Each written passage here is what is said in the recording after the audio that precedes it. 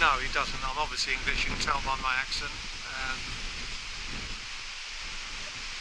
But however, if an archaeologist in 2,000 years' time digs me up and finds next to me a there's a t-shirt on my bones and a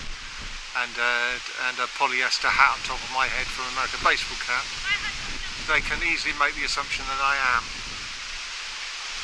I'm in Blenheim.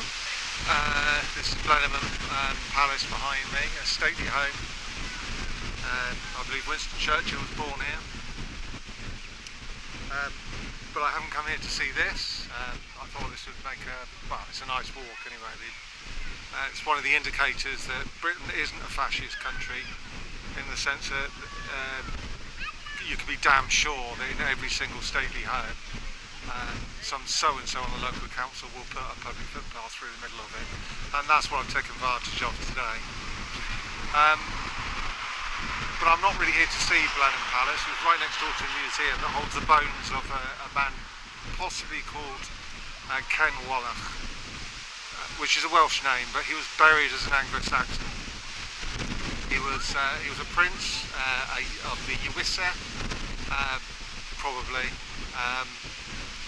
From Wessex. Why his bones are in Oxfordshire, God knows, but in Berkshire.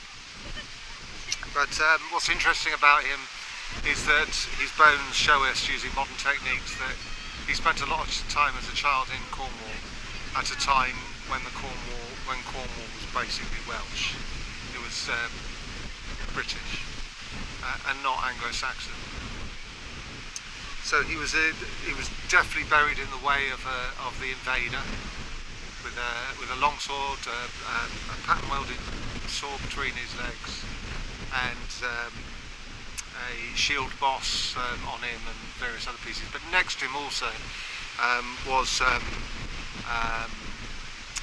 swirly patterned arrangements on a bronze bowl, and also his spearhead showed a paisley pattern, which is also a Welsh style of decoration. And as one archaeologist said, this guy wanted to be known as wanted people to think of him as Welsh. But he was buried in a low. He was buried in a place called Lowbury, and a low is in Old English is a chlor, something like that. He was definitely an Anglo-Saxon prince, but he was really not. But besides that, he had a Welsh name while his people were beating up the Welsh, and he had Welsh things around him. So it's a very, very interesting. I'm not being liberal about this. The liberals obviously have had their say about it, and I agree with the science is there. The comparative art history is there as well, but could it have been a Welsh line that joined in with the Anglo-Saxons that did a deal? During the Second World War, there were loads of the aristocracy that sided just before the Second World War decided they were more in sympathy with the Germans than they were with the British. You get it everywhere. Was that the situation, or was it much more ethnically complex than that? But anyway, yeah, that's just to start off.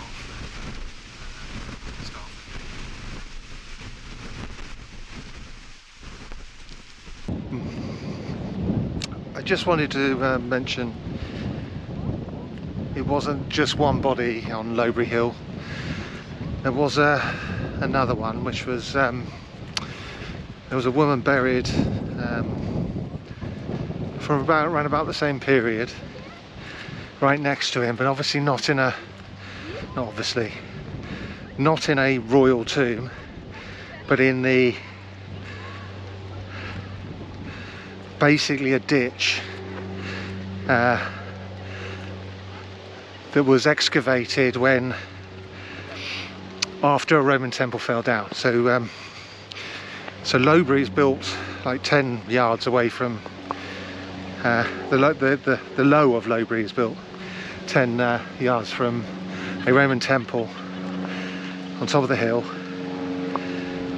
and when he fell down, a lot of the stone was robbed away to use elsewhere, and there was a body of a woman found from the same period as our man from Lowbury. And for many years she was displayed with this guy in a museum, and then for some reason she was packed away in a box and separated from him. Obviously something different happened to her. They both died, but something different, there was a different event happened to her regarding a burial. We don't really know why. There's some research going on at the moment, hopefully, and I look forward to reading about that when the report's done. But it's important to I find it really surprising that she's been forgotten about, because it's just so interesting. And when they first discovered her before radiocarbon dating, they thought that perhaps she was a sacrifice put underneath the walls of the temple, sacrifice to the gods. But it does show that she was put in as much later in the Anglo-Saxon period.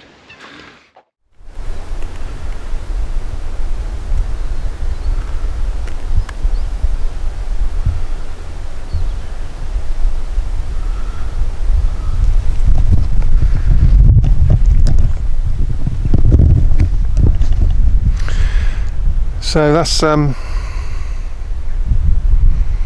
think that's off Oxford Greyware, I believe, which is Roman. I'm one field away from a Roman site, so that's quite cool.